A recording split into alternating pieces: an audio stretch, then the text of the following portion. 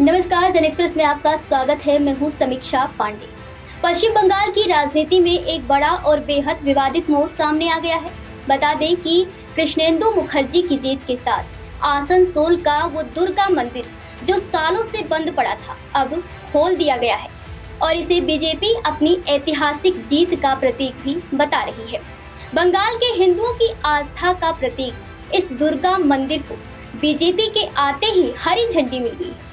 विपक्ष भले ही इस मुद्दे को राजनीतिक रूप देने की कोशिश करे, लेकिन इसे सबसे पहले धार्मिक आस्था का रूप देना गलत नहीं होगा। बीजेपी का दावा है कि उन्होंने जनता से किया वादा अब निभा दिया है, लेकिन विपक्ष इसे सीधा सीधा धार्मिक ध्रुवीकरण की राजनीति बता रहा है।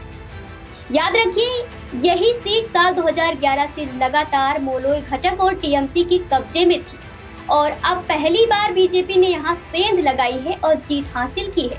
ऐसे में मंदिर का खुलना सिर्फ एक धार्मिक फैसला नहीं, बल्कि एक सियासी संदेश भी माना जा रहा है।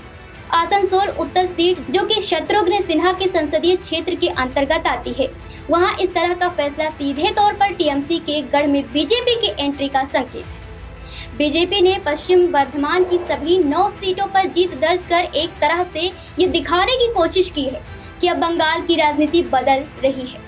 लेकिन यहाँ सबसे बड़ा सवाल ये है कि क्या मंदिर सच में विवादों के कारण बंद था या फिर इसे एक चुनावी मुद्दा बनाकर जनता की भावनाओं को भुलाया गया।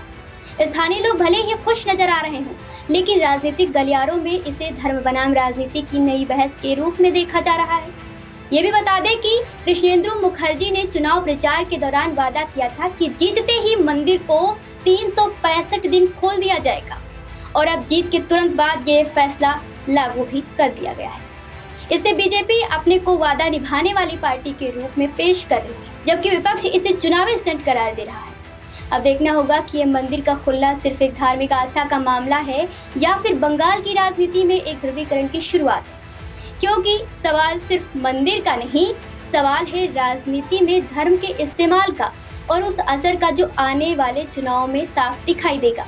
हालांकि बीजेपी की राज में अयोध्या से लेकर काशी विश्वनाथ से लेकर और अब बंगाल में इस तरीके के मंदिर खुलने की जो खबरें आ रही हैं, ये कहीं ना कहीं सही भी हैं। हाल ही में आपने देखा होगा कि जम्मू कश्मीर में लगभग 35 सालों से बंद एक पुराना मंदिर जो था वो नवरात्रि के टाइम पर खोला गया था। ये भी एक विवादित मंदिर था, लेकिन बीजेपी पार्टी के द्वारा इसे खोल दिया गया था और अब बंगाल में 15 सालों बाद ममता बनर्जी के हारते ही बीजेपी के आते ही ये मंदिर खुल गया है। तो ये कहीं ना कहीं बड़ा मुद्दा है। फिलहाल के लिए जन एक्सप्रेस में इतना ही। बने रहिए हमारे साथ, मिलते हैं तमाम खबरों में। तब तक के लिए नमस्कार।